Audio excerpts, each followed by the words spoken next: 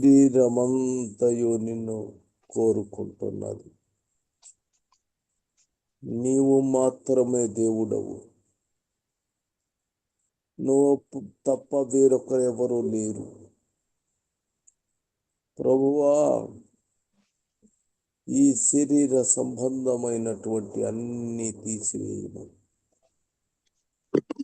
ఆత్మ సంబంధముగా మేము పైకి ఎత్తబడినటువంటి వారిలాగా మార్చు. మీరు త్వరలో రానయ్యున్నారు. అవును మా ప్రభువా, మీరు త్వరలో రానయ్యున్నారు. ప్రభువా, మేమందరము ఎదురు చూస్తూ ఉన్నాము. ప్రతి ఒక్కరూ నీ రక్తను ఎదురు చూస్తున్నాము. నా ప్రభువా, ప్రతి వ్యక్తిని, వాళ్ళ కుటుంబాలను అన్నిటినీ ప్రభువా మార్చుకోండి. మా ప్రభువా, నీ వాక్యము మాకివ్వండి. నీ వాక్యము చాలా విలువైనది నా ప్రభువా. నాయన, అలాంటి వాక్యము మాకివ్వాలి. అవును ప్రభువా. యేసుక్రీస్తు ప్రభువా, నీ వాక్కు పవిత్రమైనది, దాని మాకు నా ప్రభువా. నాయనా, నా తండ్రి, మా ప్రభువా, ప్రతి ఒక్కరిని ప్రేమించుము. వారు నిన్ను ప్రేమించుచున్నారు. అవును ప్రభువా, అందరూ నేను ప్రభువా క్షమించవలసిందిగా నిన్ను కోరుతున్నాను. ఒకవేళ పొరపాటున వాళ్ళు చేసింటే దయతో క్షమించు నాయన. అయ్యా, ఎవరున్నారు ప్రభువా? నీవు తప్ప ఎవరు లేరు అయ్యా. నా ప్రభువా, ఇన్ని చిన్న చిన్న చిన్న చిన్న పెద్ద పెద్ద పెద్ద పెద్ద అన్ని చేస్తున్నటువంటి వారిని దయతో క్షమించుము అయ్యా. కరుణించు అయ్యా. నువ్వు మాట్లాడు మా నాయనా యేసయ్యా. నీవు మాట్లాడితే చాలు. అవును మా ప్రభువా, నీవు రావాలి. నువ్వు ప్రభుడవు, నీవు సంరక్షకుడవివే ప్రభువా. కాబట్టి ప్రతి ఒక్కరిని ఆశీర్వదించి భద్రముగా కాచి కాపాడి ప్రతి ఒక్కరిని నువ్వు ఆశీర్వదించుమని మా ప్రభువును రక్షకుడునైన ఈ ప్రభు అయిన యేసు క్రీస్తు నామమున ప్రార్థన చేయుచున్నాను. ఆమేన్. ఇప్పుడు వినపడుతుందమ్మా? ఒకసారి చదవండి మళ్ళా తమ్ముడు. నీతి సువార్త. తండ్రి, కుమారుడు, పరిశుద్ధాత్మ. తండ్రి, కుమారుడు, పరిశుద్ధాత్మ. నీతిమంతులు. రక్షణ సువార్త. ఈ లోకములో నీతిమంతులు ఎవరు లేరు. కానీ తండ్రి, కుమారుడు, పరిశుద్ధాత్మ వారు మాత్రమే నీతివంతులు. ఆమేన్. తర్వాత రక్షణ సువార్త. తండ్రి, ఎవరికి నీకు రక్షణ కావాలంటే ఎవరిస్తారు? ఆయన ఇస్తాడు రక్షణ సువార్త. తండ్రి, కుమారుడు, పరిశుద్ధాత్మ రక్షకులు. దేవుని రాజ్య సువార్త. యెహోవా రాజ్యం చేయుచున్నాడు, కుమారుడు తన రాజ్యం రాజ్యం అప్పగించి ఉన్నారు. దేవుని రాజ్యము ఒకటి మన కోసము ఏర్పాటు చేయబడినది. ఆమేన్. ఆమేన్. ఆమేన్. పరిశుద్ధాత్ముడు మనలో నివాసం చేస్తున్నారు. కృపా సువార్త. తండ్రి కృపా కనికరము గల దేవుడు, కుమారుడు కృపా సత్య సంపూర్ణుడు, కృపకు పరిశుద్ధాత్మ కృపకు మూలం. ఆత్మ. ఆమేన్. ఆమేన్. ఆమేన్. ఆమేన్. ఆమేన్. ఆమేన్. ఆమేన్. రెండవ కొరింథీ 13:14. రెండవ కొరింథీయులకు రాసిన రెండవ పత్రిక 13వ అధ్యాయం 14వ వచనం.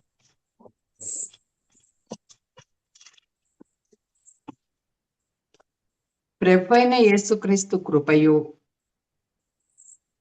దేవుని ప్రేమయు ప్రభువైన యేసుక్రీస్తు కృపయు దేవుని ప్రేమయు పరిశుద్ధాత్మ సాహసమును మీకందరికీ తోడైయుండును గాక. ఆమేన్. మీకందరికీ కలుగును తోడైయుండును గాక. ఏమొద్దు, మెలకొండి మీరు. ఎందుకంటే మీకందరికి తోడైయుండును గాక అని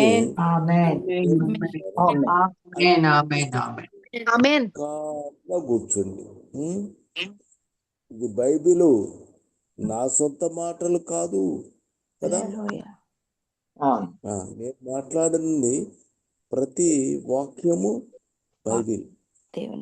ప్రభువైన యేసు క్రీస్తు కృపయు దేవుని ప్రేమయు పరిశుద్ధాత్మ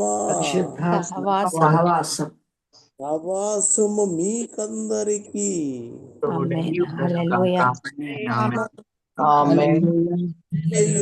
గాక.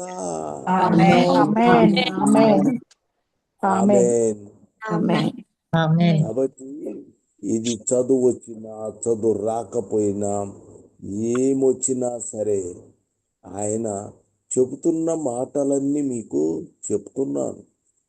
ఒకటి, దేవుని ప్రేమ, దేవుని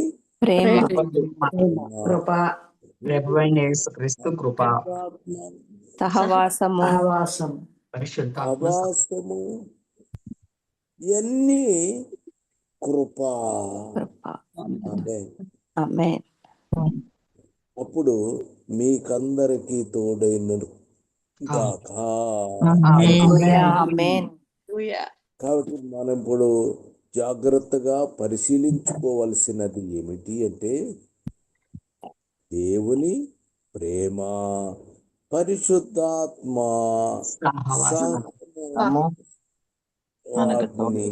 కృప కలిగి. ఎవరి కృప?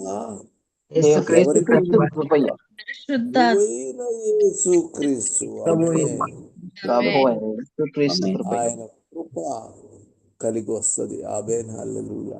అందుకే ఆయన ఇవన్నీ కలిగి ఉండాలి. మరి పౌలు ఆయన అన్ని కూడా నేను పరిశుద్ధాత్మ పొందుతాను, దేవుని ప్రేమ కలుగుతుంది, సాహసం అనేటువంటి ఉంటుంది అని, కృప కూడా నిండుగా ఉంటుంది అని అనుకుంటే ఆయన ఏం చెప్పాడు? 2 కొరింథీ 12:9. కొరింథీయులకు రాసిన రెండవ పత్రిక 12వ అధ్యాయం 9వ వచనం. అందుకు నా కృప నీకు చాలును, బలహీనత యందు నీకు చాలును. అందుకు నా కృప నీకు చాలును. చూడండి, ఇప్పుడంతా మనం కృప లేకపోతే మనం బ్రతకగలమా? చెప్పండి. మనము కృప లేకపోతే మనము ఈ జీవితంలో జీవించలేము. మనకేం కావాలి? కృప కావాలి, దేవుని కృప దేవుని కావాలి. ప్రేమ కావాలి, పరిశుద్ధ సమాధానము కావాలి. ఆ సవాసము కావాలి. ఇవన్నీ జాగ్రత్తగా మనం పొందుకోవాలి. ఆమేన్. ఆమేన్. కానీ అందుకు నా కృప కృప నీకు చాలును. చాలును. బాబా చూడండి, ఇక నీకు నా కృప చాలును అని మనోళ్ళు ఏం చేస్తారంటే ఈ వాక్యాన్ని పాస్టర్ గారు లేకపోతే ఎవరైనా సరే పెద్ద పెద్ద మేధావులు వాళ్ళు కాబట్టి వాళ్ళు ఏం చేస్తారు, రాస్తారు నా కృప నీకు చాలు. బోర్డు మీద లేకపోతే రాస్తారు ఏమన్నారు, కృప నీకు చాలును. వాళ్ళు కనుక పాస్టర్ గారికి ఇది ఈ వాక్యము చెప్పారు అనుకో, అందుకు నా కృప నీకు చాలును అని రాస్తే అతను సంతోషిస్తాడా? సాధ్యమేనా? అర్థం పర్థం లేని ఆలోచన. నిజంగాను కృప నీకు చాలును అని అనుకుంటే ఎట్టి పరిస్థితుల్లో మనకి సరిపోదు. చెప్పండి, మీకు సరిపోతుందా? సరిపోదు. అందుకు నా కృప నీకు చాలును. అంటే సంతోషముగా చేతులు ఎత్తగలిగిన ఎవరైనా ఉన్నారా? అయ్యా నీ కృప నాకు కావాలయ్యా. యేసునాయన కృప, ప్రేమ, పరిశుద్ధాత్మ, సమాజము ఇవన్నీ కావాలి. ఆమేన్. అందుకు నా కృప నీకు చాలును. ఎందుకు? బలహీనత యందు నా శక్తి పరిపూర్ణమగుచున్నదని ఆయన నాతో చెప్పాను. కాబట్టి అతను కంప్లీట్ డెడికేట్ చేసుకున్నాడు. అతను కంప్లీట్ గా బలహీనత యందు నా నా శక్తి శక్తి పరిపూర్ణమగుచున్నదని పరిపూర్ణమవుతున్నది అని ఎవరు చెప్పారు మాట? తండ్రి అయిన దేవుడు చెప్పాడు. ఆయన నాతో చెప్పాను. ఆమె బలహీనతలను శక్తి పరిపూర్ణమవుతున్నది అని ఆయన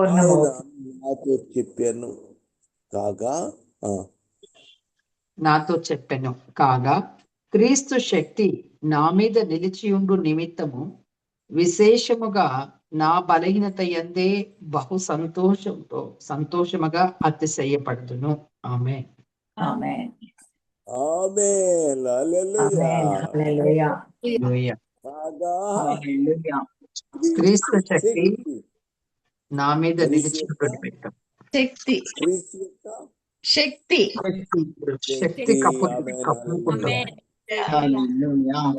క్రీస్తు శక్తి నా మీద నిలిచిండు నిమిత్తము, నన్ను కప్పు నిమిత్తము అని ఉంది. దేవుని యొక్క క్రీస్తు యొక్క శక్తి నా మీద కప్పింది. నిమిత్తము అంటే ఎమ్మటి నన్ను కప్పుచున్నది. ఎమ్మటి కప్పుతుంది అంటే అతను ఏ స్టేజీలో ఉన్నాడు? పౌలు కంప్లీట్ గా ప్రభుని తప్ప వేరొక మాట మాట్లాడే అవకాశమే లేదు. కంప్లీట్ గా దేవుని యొక్క అతనే దేవుని యొక్క శక్తి గురించి, పరిశుద్ధాత్మ గురించి, ప్రేమ గురించి, సవాసము గురించి అన్నీ కూడా దేవుని సంబంధించినటువంటి మాటలు మాత్రమే మాట్లాడుతాడు. దేవుని సంబంధించిన మాటలే మాట్లాడే పరిస్థితి పౌలు గారికి ఉన్నది. అందుకని ఆయన కాగా క్రీస్తు శక్తి నా క్రీస్తు మీద నిలిచియుండు నిమిత్తము విశేషముగా ఆయన ఏదో చెప్పాడు అనుకోండి, శరీర సంబంధమైనటువంటివి ఆయన మాట్లాడే అవకాశము లేదు. ఎందుకు? ఆయన యొక్క శక్తి అతని మీదకి ఉన్నది, కప్పి ఉన్నది. ఏం చేస్తుంది? కప్పి వేస్తాడు. కప్పబడింది. కాబట్టి విశేషముగా ఒకవేళ నేను బలహీనుని గనక అయితే నేను సంతోషంతో అతిశయపడుదును. బహు సంతోషముగా అతిశయపడుదును. ఆమేన్, హల్లెలూయా. ఆమేన్. అసలు కొంచెము ఆలోచించాలి అంటే మనం అనేక విషయాలు మాట్లాడతాము కదా. లోకములో బైబిల్ తీసుకొని చేతితో పట్టుకొని కూడా మనం మాట్లాడతాము. బైబిల్ లేకపోయినా మాట్లాడతాము. ఇష్టం వచ్చినట్టుగా మాట్లాడతాము. మన ఇష్టం వచ్చినట్టుగా మనము ఇష్టం వచ్చినట్టుగా బ్రతుకుతాం ఈ లోకములో. కాబట్టి అంటే విశేషముగా నా బలహీనతలు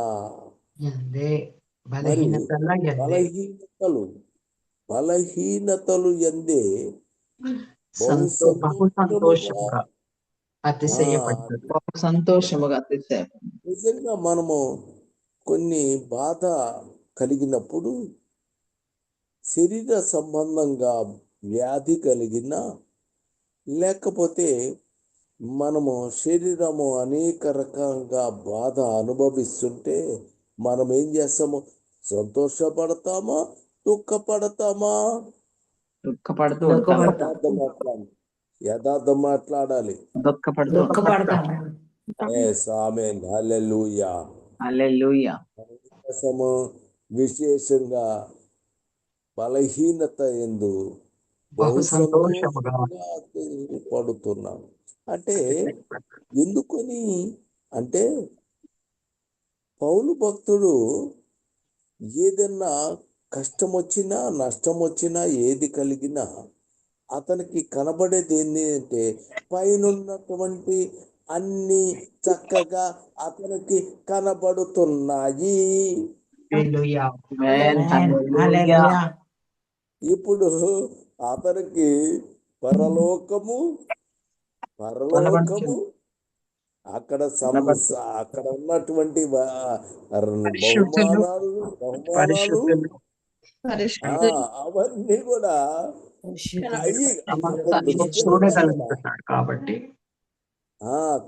కాబట్టి కేవలము మనసు అతని మీద ఉంది. ప్రతి చిన్న విషయము, పెద్ద విషయము కానుంచి బహు సంతోషము, చాలా సంతోషము అతిశయపడుతున్నాడు. ఎప్పుడు జరుగుతుంది సార్ అంటే క్రీస్తు నందు ప్రియ సహోదరి, నిజముగా మీరు పరలోక సంబంధమైనటువంటి విషయాలు మీరు చూడగలిగితే, మీరు పరలోక సంబంధించిన విషయాలు మీరు చూడగలిగితే, ఆమేన్, చూడాలి. దేదీప్యమానమైనటువంటి వెలుగు చూడాలి. మీరు కూర్చున్నారు, మామూలుగా ప్రార్థన చేసుకున్నారు, వెళ్ళిపోయారు. మీకే ఏమర్థమవుతుంది? తెలియదు. అదే మీరు ప్రార్థన కూర్చున్నప్పుడు అన్ని పరలోక సంబంధమైనటువంటివన్నీ మీకు కనబడుతుంటే ఇక మీరు సంతోషంగా ఉండటానికి ఎలా ఉంటారు? హల్లెలూయా. బలహీనతలు మర్చిపోతారు. ఆమేన్. హల్లెలూయా. ఆమేన్. ఆమేన్. ఆమేన్. ఆ, ఎంత బలహీనత కలిగింది. ఏంది? శరీరము బలహీనము. మా నా బలహీనమైనది శరీరము కదా. అవును. ఆ, కానీ లోపల నీ శరీరం అయితే బలహీనమైనదే, కానీ బహు సంతోషము. బా, ఎంత ఆనందంగా! ఎందుకు? దేదీప్యమానమైన ఆయన వెలుగు ప్రతి విషయానికి మనకి కనబడుతూ ఉన్నప్పుడు వాటిని చూస్తున్నప్పుడు అతిశయపడుదము. ఆమేన్. ఓ దేవ శ్రమగా ఉంటుంది. అట్లా మనం అలా తెలిసినప్పుడు, మనకు అన్ని కూడా తెలిసినప్పుడు లెక్క చేయము. ఆమేన్. పట్టించుకోవాలి. ఆమేన్. అసలు హల్లెలూయా. ఆమేన్. హల్లెలూయా. హల్లెలూయా. ఆ, ప్రార్థన చేసుకుందాం.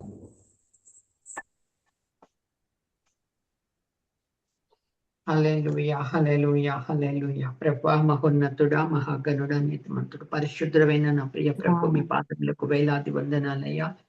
అయ్యా నా తండ్రి, నీకు స్తోత్రాలు. ప్రభు అయిన యేసుక్రీస్తు కృపయు, దేవుని ప్రేమయు, పరిశుద్ధాత్మ యొక్క సాహసం ద్వారా మా అందరికీ మీరు తోడుగా ఉన్నారని మీకు వందనాలు, స్తుతులు చెల్లిస్తున్నాను దేవా.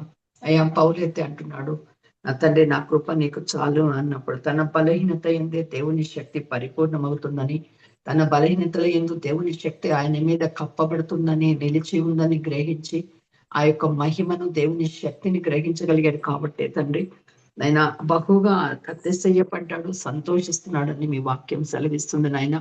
అంటే మా బలహీనతల్లో మేము కూడా తండ్రి మీ శక్తి మా మీద నిలిచి ఉన్నప్పుడు అటువంటి గొప్ప ఆనందాన్ని, సంతోషాన్ని మేము కూడా పొందగలిగే విధంగా మా ఆత్మీయ జీవితాలను అయ్యా దినదినము కూడా తండ్రి అభివృద్ధి పరుస్తూ అయ్యా ఈ లోక సంబంధమైన వాటిని ఎంత మాత్రము లెక్క చేయని వారముగా ఆ పర సంబంధమైన వాటిని చూచుచూ విశ్వాసముతోను ఆత్మ నేత్రాలతో చూడగలిగినప్పుడు ఈ ప్రతి బలహీనతను కూడా నైనా మేము భయపడకుండా ధైర్యంతోను విశ్వాసంతోను పొందడమే కాదు, వాటిలో గొప్పగా ఆనందించే వారంగా ఉంటామని పౌలు ఆ రీతిగా ఉన్నాడని ప్రభు మీరు మాతో మాట్లాడినందుకు మీకు వందనాలు.